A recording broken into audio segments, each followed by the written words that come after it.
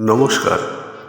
সত্যজিৎ রায়ের 104তম জন্মদিন উপলক্ষে একটি ছোট্ট প্রয়াস। তুমি না থাকলে মানুষ থেকে বইপোকা হতাম না। তুমি না থাকলে ফেলুদা, শঙ্কু, গুপি বাঘাকেও পেতাম না। তুমি না থাকলে ছোটবেলাটা এত সুন্দর হতো না। তুমি না থাকলে বাঙালি আজ গর্বিত হতো না। জীবন তোমার সার্থক হয়েছে।